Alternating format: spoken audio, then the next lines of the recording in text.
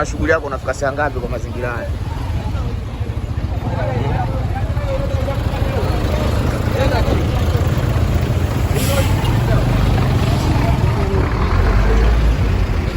Twende Katoro Master.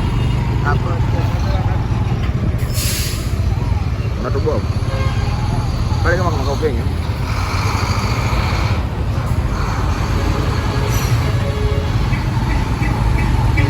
Hey. Hivi tunakatoa. Kibegi baba litakuja kuumiza hivi.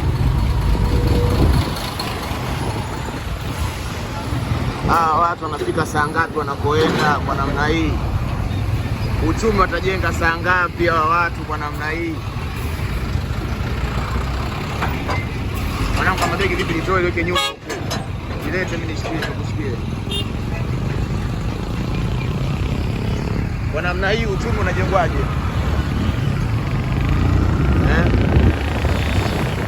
Kinachosababisha ni hizi ICD,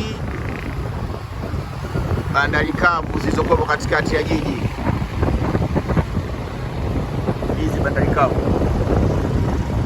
ndio chanzo kikubwa cha foleni hizi bandari kavu. Serikali tayari imejenga ICD nje ya mji kule Kwala, ili makontena yote yabebwe kwa njia ya treni, njia ya reli kwenda kule Vigwaza, alafu kutoka Vigwaza ndio magari yote haya ya mizigo yaanze safari kule, ili Dar es Salaam ibaki kwa salama.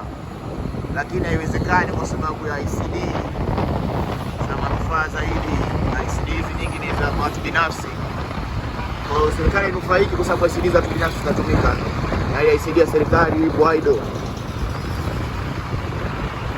Kila nchi inayozunguka Tanzania ambao ni landlocked imepewa maeneo ya kufanya bandari kavu.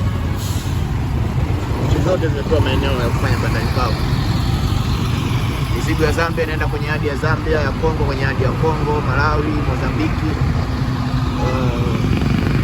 Kwenye nchi landlocked, Mozambiki ukitoa. Kwa hiyo wangefanya hivyo, wasije kuwa na hizi foleni. Huwezi kujenga uchumi hivi wakati hakuna watu, hawezi kufika sehemu wanataka kwenda kwa wakati. Mambo hawezi kwenda, uchumi hawezi kujenga kwa namna hii.